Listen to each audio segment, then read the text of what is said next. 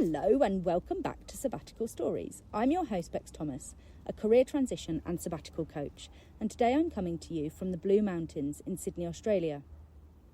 I'd like to begin by acknowledging the traditional custodians of the land, the Derek and Gundungurra people, and I'd like to pay my respects to elders past, present and emerging. This podcast exists to inspire courage and normalise taking a break from your career. If these conversations resonate, please do follow, rate and share the show. It helps more people discover the stories and it really does mean a lot to us. Today's guest is the amazing Gaëlle Deschamps, TEDx speaker, executive leadership trainer, confidence coach and the founder of G-Force. Her story is one of the most extraordinary examples of timing we've never ever heard on this podcast.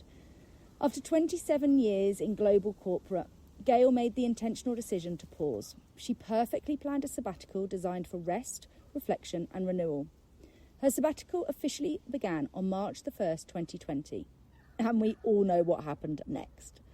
By March 18th, the world went into lockdown. And what was meant to be a time of travel, celebration, spaciousness, quickly became a completely different experience. Uncertainty, disruption and confinement. In this conversation, Gaëlle shares what it was like to watch carefully made plans unravel and how she navigated the emotional shift from control to surrender. Let's dive in. I think you are going to love this one. Deep down, you've tried, dig deep, search wide, enjoy your climb. It's all for you.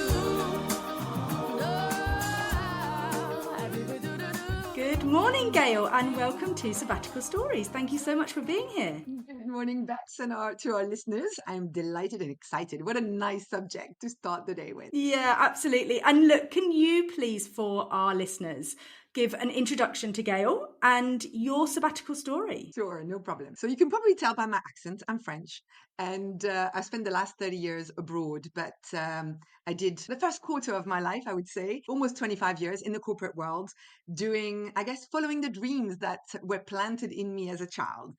Go as far as you can, climb the ladder, get the gold card on airlines and all of that, the glossy, fancy head offices in big capital. So did that, worked for L'Oreal, worked for Coca-Cola.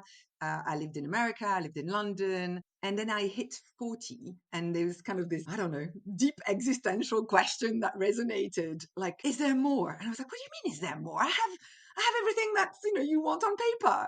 I'm married, I have kids, I have a great job, I cycle to work, I have great life balance, I travel. But still there was these like, there's got to be more, there's got to be more. And so I guess that's what led me to wanting to take a sabbatical so that I could answer these questions and have space in my head and in my life, because otherwise you're kind of in the grit, in the will of like kind of keep chasing and you don't see what's wrong. Yeah, I guess that's me as a summary. I'm a entrepreneur now. I'm a mum. I'm I guess a community creator and a TEDx fan, TEDx speaker, and I'd like to describe myself as a women empowerment. I'm all about helping close the gender gap and helping shape the next generation of leaders, especially whilst trying to close the gender gap and also enabling social mobility. So that's who I am in a nutshell. And I currently live in Jersey. I moved there 2 years ago. And then my sabbatical story. So I've just told you a little bit about why. So this kind of existential crisis, but I like to call it awakening, not midlife crisis, midlife awakening. At 40, it started sort of calling me. There was kind of a few important moments where I was like, okay, I think sabbatical is what I need. And I remember very clearly, we were in Namibia with my husband and we were driving and we don't have guides. We like to sort of be a bit adventurous. We're in the 4x4 and we're driving in what is proper desert. There's nothing but natural beauty and there's been nothing for hours. No habitation, no sign of light, no sign of human life. And then suddenly, like literally like a strike of aha moment comes to me and say, I know what my purpose is. I was like, oh my God, wow. So in that moment of nothingness, no particular conversation, just pure emptiness of the desert, I found my why, which was fueling positive transformation, which was quite different to working with Coca-Cola and working on the Christmas ads for Coca-Cola. It was like, oh, okay. What do I do with that? I was already a coach and I was already coaching happy potential women. I was already working on leadership and delivering leadership training for Coke on top of my day day job. But so that felt quite fresh and new. And oh my God, what am I going to do with it? So I sat with it. And then it sort of, it was like a seed had just been planted. And then suddenly the seed blossomed and became something stronger that I couldn't ignore. I was like, oh, I need to do something. And I have to tell you, because I'm French, sabbaticals is not in our culture. It is not something that is welcome. It comes with baggage. It says you're lazy. It says you don't want to work. It says maybe you're lost. So I was kind of carrying these with me kind of silently. But I thought, I'm 40. Come on, surely I can do what I want. I'm not 18 trying to escape the workplace and going kind of, playing guitar and, being a bum on a beach somewhere. Although that's quite good. I mean, I have nothing against people who experience that sooner. In fact, I would be jealous, And also I worked at Coca-Cola, and Coca-Cola is not a company that has at its core of its HR culture, sabbatical or taking unpaid leave. It's just no one had done this. But I think I need to ask. So I gathered the courage and to sort of speak to my boss and say, I'm having these existential questions. I think I might be at one of these important moments in your life where I need to make a change, but I'm not too sure how. Could I take a sabbatical? I know I'm the first to ask, but I could pilot it, and I definitely come back and share the learning with everyone. So anyway, somehow I managed to influence him, and he gave me a sabbatical. So there I was, really happy, 6 months sabbatical with a return date. So I had to come back to work, fair enough. And so happy me, I do Gaëlle. What Gaëlle loves is I'm very good at planning. So I go and absolutely plan the sabbatical of my life. There's 30 activities across 3 continents. I'm going to go and live with Buddhist monk in Nepal. I'm going to go and see my daughter in New York. I'm going to go and become a yoga teacher in Costa Rica. Like I've talked to my husband. I took my mom who's going to look after my kids so I don't feel guilty. I mean, it's micro plan. I'm so excited. I've waited almost all my life for this. And by now I'm like 45. So it kind of took me 5 years to get to let's make it happen. I start my sabbatical, hold on tight, 1st of March, 2020. And we know what's coming. My birthday is 18th of March, 2020. So I thought, you know what? I'm going to do nothing for the first 18 days. I'm just going to chill in London in my flat and just soak in the new life. I don't have to sort of do all these things. I'm going to celebrate my birthday with my family. And then on the 20th of March, I was going to start my kind of traveling and experiences and stuff. You planned everything that you'd planned, right? Yes. So we're sitting and having high tea with my husband for my birthday. We're at the Ritz. Very nice. So like, oh, this is lovely. What are you excited about your sabbatical? Yes. I'm going to miss you. Yes. Then he gets a kind of a beeping alert on his phone, and it says they're going to lock down the country. I was like, huh? Yeah, they're going to close the boundaries, and we're going into a lockdown. I was like, what? So it slightly ruined my birthday, I have to say, this whole COVID mess, and it ruined my sabbatical because it was like in that one little message on his phone, I could crunch all my plans of my sabbatical and just put them in the bin. Literally nothing was going to happen. So we think of ourselves, I'm like, oh my God, what am I going to do with myself for 6 months? Like, okay. And we thought, and we're like, okay, let's just drive to France. So we lived in London. We have this property in France that we've been renovating for 17 years. And it's empty, and it's in the countryside with a gorgeous garden. And we thought, well, we only live in a flat in London. If we're going to be stuck with our kids at home, we may as well go to France. So we take the decision, and the next morning we leave first thing before they close the boundary. And so that was the start of my actual sabbatical, like a very different to my dream. I became a stay-at-home mum with 2 kids under 11 with 0 school system. They were free to roam all day long for 6 months. Wow. I mean, what a curveball, right? What a curveball. Quick question around the timing. So 40, you started to get these questions and the seed was almost sort of planted.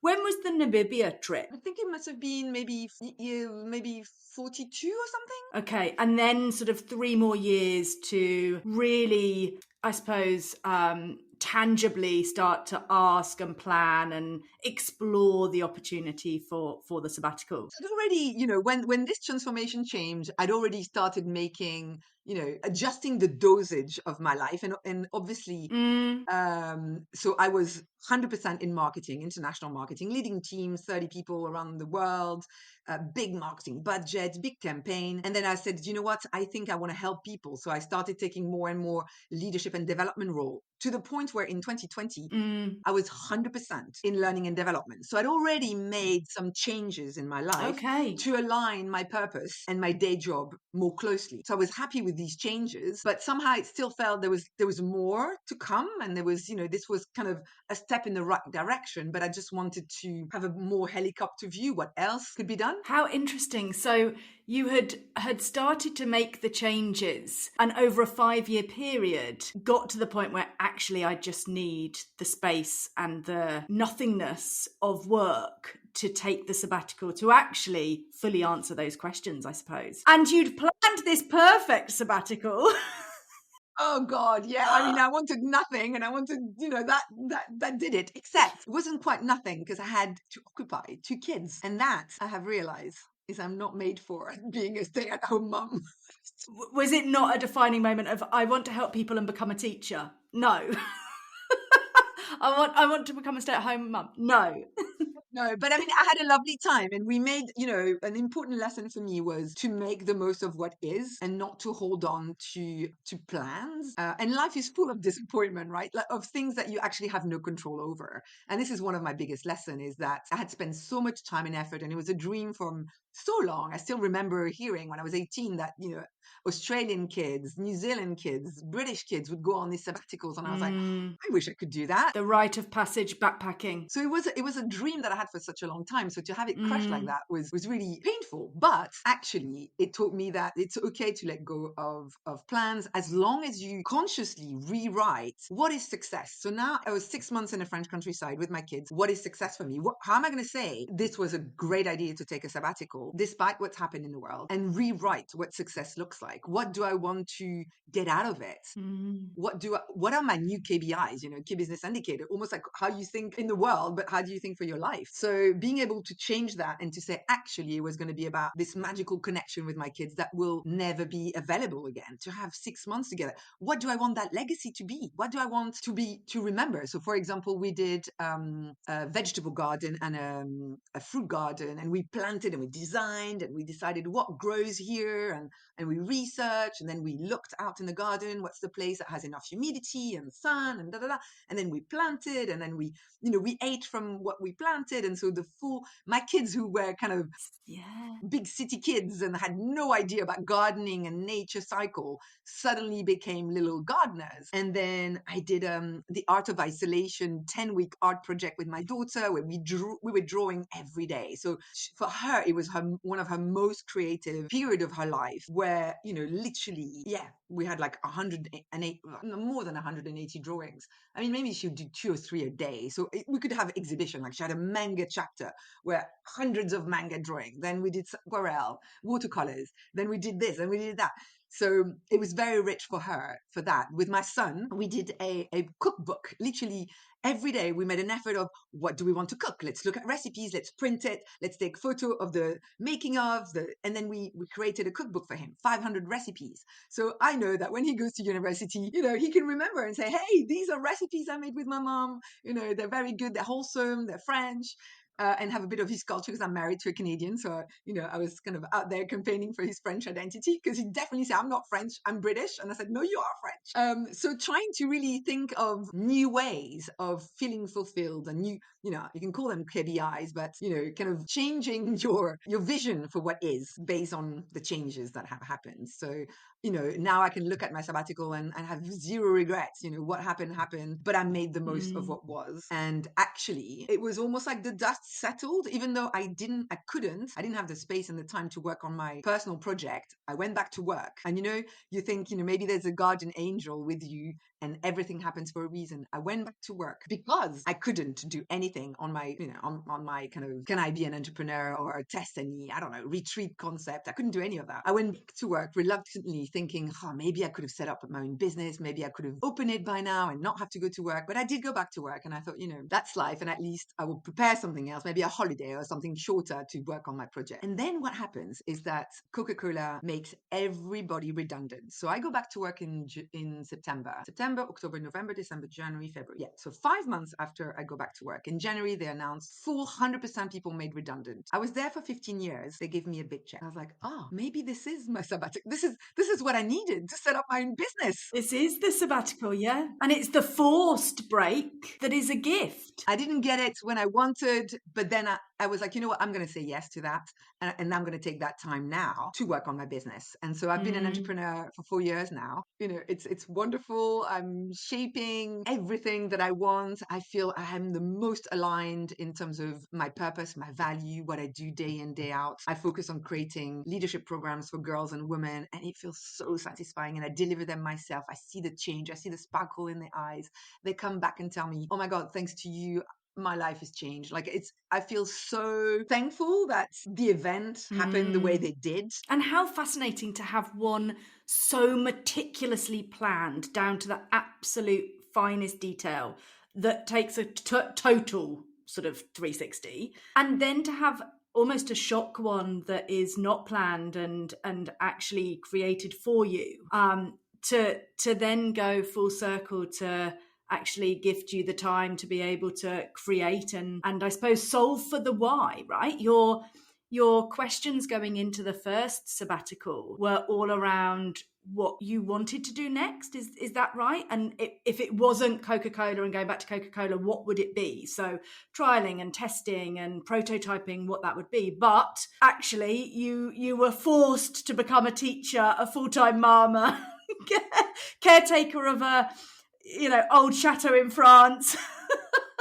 But the other thing I wanted to say is when it was forced, so suddenly the kids were kind of back to school. They weren't really back to school in 2021, but at least they were in their bedroom and there was some kind of online learning for at least an hour and a half, 2 hours a day, which gave me a break. So during this 1 hour and a half a day that I had free, I decided, okay, what's the one thing, if I can just do one thing, because obviously I can't do that many things in 1.5 hours. And I said, you know what, I'm going to create my own program. So over 6 months, over because it was kind of the second lockdown, over that second lockdown, every morning when the kids were on their online school, I created my program. I said, okay, if I could do whatever I wanted, what leadership program do I want to create for women? And that was a wonderful moment because it was full of learning. I read lots of books. I watched lots of videos and TED Talks.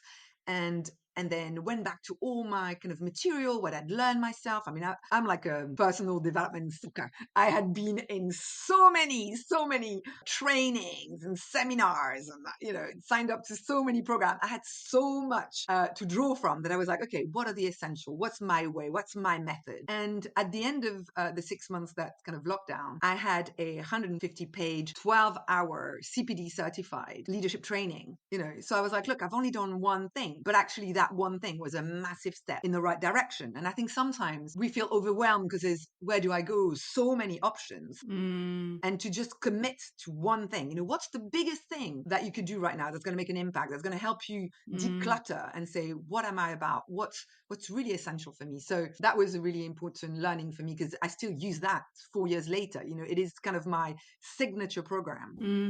And I use it with companies. I use it with moms. I use it in a sort of adapted way with next gen leadership. And then I've built, now I've got the Art of Leadership, which is another program. But it gave me the structure, the Gaëlle way of organizing, and I've got a very holistic approach. And so it's giving me kind of, like a framework to then build more training programs. So even if you think you don't have that much time and you don't have the ideal sabbatical, even just saving an hour a day or 2 hours on Saturday morning and locking yourself and saying, okay, what's the one thing I want to work on? Could be a mini sabbatical, right? Absolutely. And I think you make a good point around sometimes it's all too much. We have too much time on our hands, potentially on a break.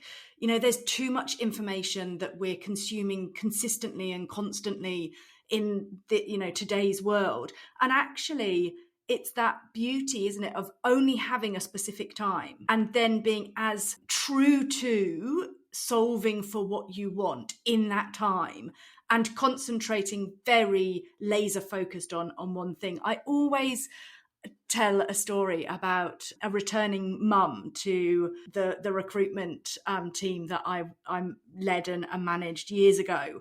And she came back from parental leave. She worked part-time, so she worked, I think, 3 days a week, and from, say, 9 till 3:30. And there was all this skepticism around, you know, would she still be able to bill, and would she still be able to succeed in the role? And she came and she did better than she did when she was working full time. And she said, it's because I have to be laser focused in that period of time. So there's no fluff that comes with it. There's no, you know, chatting about something that's not, it is absolutely laser focused and productive. And I know exactly what I need to do and get out of that time. And that's it. If you are focused and you have just 1 hour, it's amazing what can grow out of that. I can't agree more. Two things to say on that one. One is that I actually think that when you're a mother, it's like it should be on the resume, because that means you can multitask, that you get things done. You think of the transferable skills. Oh God, it's like Yeah. yeah. So I think mothers are undervalued. It should be something you put on your resume as this is great, and that you want to go back to work and manage it all. Yeah. And then the second thing I wanted to say was that I think it's very important to think about in your life, the listeners, everyone, me, you, how much time do we give to consumption and how much time do we give to creation? And I think when we have that split right, that's when we can connect to our genius. That's where we can connect to what gives you joy, what is important to you. And I remember this is something that I'd done, but I wasn't in a sabbatical, but I decided I wanted to write books to use my coaching skills. And I wanted to write books for children so that I could empower parents to start having a more conscious conversation about who are we as a family, what values are important to us, what kind of person you want to be when you grow up. And so I created a series of books. I've got 9 books that I published, all kind of centered around values. And I was thinking, how can I do that? I have no time. I guess that's everyone's first reaction. I have no time. And then I said, you know what? I don't need a lot of time. I just need consistency. So whilst I was dropping my daughter on Saturday morning to ballet, I had 2 hours, and I decided instead of going home and doing cleaning, whatever, on Saturday, boring chores, I'm going to stay in a little hotel in their kind of coffee tea room area. So it's a lovely environment. I'm going to have a cup of tea. It's going to cost me 3 quid, 4 quid. And I'm going to stay there for 2 hours, and I'm going to write the books. That's what I'm going to do. Every Saturday, I'm going to write a bit of the books. And then that's how I wrote 9 books every Saturday. Just an hour and a half, 2 hours with 1 cup of tea in a beautiful environment. Cost me nothing. I didn't need anyone to help me out. It was all inside me. I had it in me. I just needed the focus, back to our previous point. Just do one thing. What's the one thing that would give you the greatest satisfaction, that would have the greatest impact? Go and make time for that one thing. And the consistency. And I think a lot of people get confused, or there's this myth around consistency versus motivation. Everyone's like, oh, I need the motivation. No, you don't. You just need to do it and consistently do it. Because then it's a habit. Then you don't have to have the motivation. Right? It's a habit. It's autopilot. Exactly. Yeah. It becomes a habit. And the consumption piece is really interesting, because a lot of people that I talk to that are taking a break, of course, have more time to consume. So whether that be social media, whether that be podcasts, reading books, etc. On one hand, they are almost slightly fearful of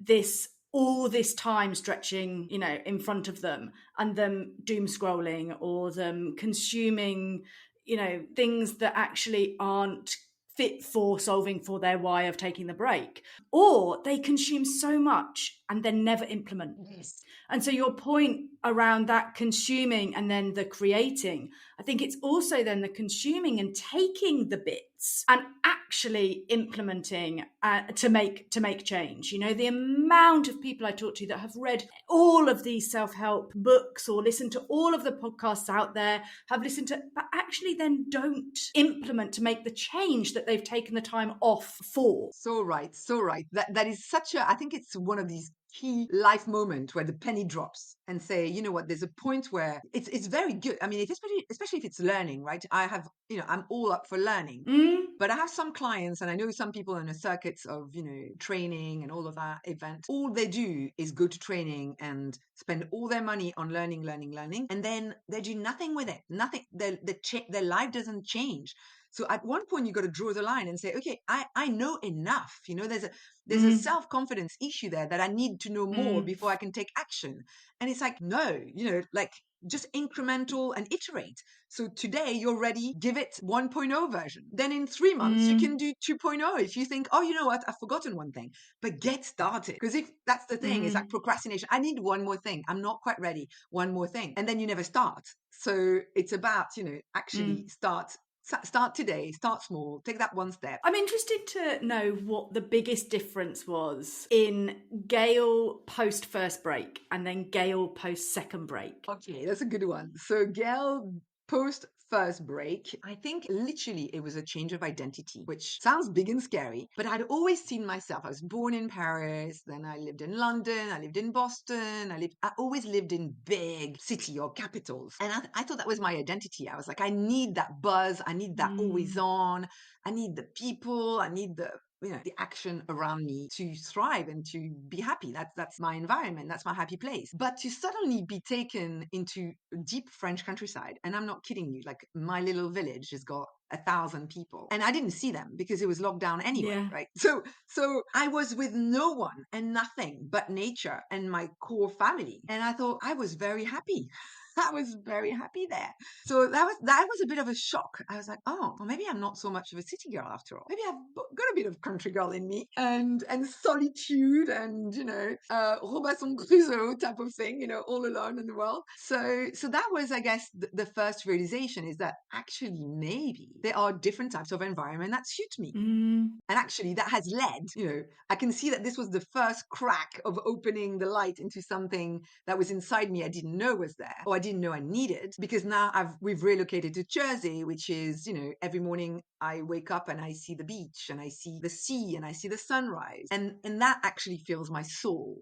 And, yes, I don't have London anymore, but I can go, it's 40 minutes flight, and I can get that buzz and go and see a musical or a concert or go to a museum very easily. But actually walking on cliffs and having the sand beneath my bare foot and going swimming every week, regardless of the weather and the temperature of the water, and going to a sauna afterwards, looking at the beach is like, oh my God, that has no price. It just, so I think the post Gaëlle after the first lockdown and after that first failed, missed sabbatical was that I have a different identity than I thought I had, and I need more contact with nature. The second lockdown in my second break, which was when the company sort of made everyone redundant, and I took the package and I was at home alone. And that was that I've got what it takes to be an entrepreneur. Because before I was always working in big company and I was like, I don't know how to get clients. I don't know if I have a method.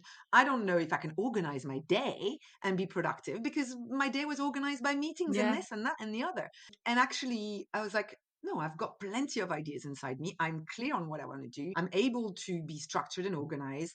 I'm able to speak to people about what I want to do and them being interested and them wanting to buy my product or work with me or whatever it was. And I was like, oh, okay. So I didn't know I had it until I kind of had to try. So I think sometimes we've got to take the leap of faith. Otherwise it stays as like a massive question burdening us in the background, like noise of, do I have what it takes to be an entrepreneur? And it's stopping me from taking any decision, because it's like, well, I like the safety of a big corporate and I don't know if I've got what it takes. And it's a big jump and a big kind of unplugging potentially from a lifestyle and from a financial point of view to do that. So I'm glad I had that, because it quiets that noise that, do I have what it takes? Well, yeah, you do, because this is the proof. This is the output. I created this training. It's online. It's approved. People are using it. And every year I'm kind of adding layers, and I feel like, wow, not building an empire or anything like that, but I'm flourishing and I'm adding, like now I'm a TEDx speaker, and I also host TEDx events both in France and in Jersey. I've created a program, a curriculum for secondary schools for leadership. This is all my idea. No one asked me to do it. I saw a gap. I created the material and I go deliver it, which I guess is what entrepreneurship is you have ideas on how to make the world a better place, and you go and do it. You don't wait for someone to tell you. So I guess Gaëlle post her second break is actually my new identity is I'm an entrepreneur. Yeah, I've got what it takes. And it's so interesting because we've touched a lot on this podcast and the discussions around identity to work and identity in what you do, but you've touched on identity on environment as well.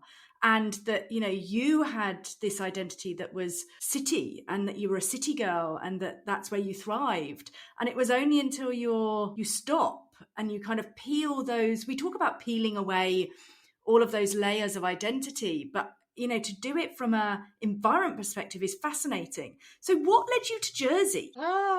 I think it was my husband's turn. So I had my illumination moment with these two things. He didn't take any sabbatical. He didn't do what I did. He just plugged and worked, and he's in finance and mergers and acquisitions. So during the lockdown, he was locked in his office at home, and we didn't see him. I mean, he was working. He had his own business with 100 people to feed across the world, and he was very stressed. He was like, oh my God, are we going to have money? Are people going to make deals? If we can't travel, shake hands, drink white wine or whiskey or whatever they do when they're deal making. And so he didn't have that moment of epiphany. But then he had a big birthday, like a big decade, and he decided to cross the Atlantic sailing, which he's not a sailor. He'd never done it, but he was like, Wow. a friend said, I'm doing it. Do you want to join? And he's like, sure. So he's that kind of person where, you know, he gets very motivated by big challenges, difficulties. So off he goes and does his sailing across the Atlantic, you know, with no pros on the boat, you know, just themselves. And I guess that was his moment of intense connection with nature and nothingness, which I had twice in kind of over 5 years, but he had it in 1 month. And he came back and he said, Gaëlle, this was amazing to wake up every day with the water, seeing the sunrise, seeing the sunset, watching the galaxies, seeing the dolphins swimming next to us. You know, I want a bit of that every day. I want to go somewhere where there's the sea. I want to live a place where I can breathe fresh air. So actually he's the one who then sort of said, hey, we've got to change. So I could feel it, but I wasn't ready to make that change of, you know, moving out of London. And he said, you know, let's take it seriously. So I said, okay, I'll research. So then it was about, okay, where can we go where there's a big financial community that has the sea, but that also has the English system for the kids at school. That's not too far from France, so I can continue working because now I host a training program and TEDx and retreats in my French place, because that's part of my entrepreneurship business. And so I didn't want to be so far from it. So we looked at all sorts of places, and then Jersey really made a lot of sense because it was 40 minutes from London by flight. Our kids could stay connected with their friends. We could stay connected with our friends. We could stay connected with that energy of the city. But then, you know, I can see France from my window. You know, it's so close. And if you have a boat, you can be there in 20 minutes. It was a perfect kind of cultural fit of having France and English, but also it's beautiful. I mean, I had no idea. I'd never been. You know, the community is lovely. It's almost like the dream world that perhaps existed 50 years ago. It's safe. Yeah. Everyone's nice to each other. Everyone's got time. Everyone's got a great work-life balance because everyone's doing windsurfing, diving, sailing, swimming, something to do with the sea, or cliff walks, or walks around the island. Like there's like conferences every day, 4 of them. You know, like it's very busy. It's not quite peaceful, nothing to do, but it's done with a very conscious work-life balance. So people are not going to trade their soul for money. You know, they're like, you know what?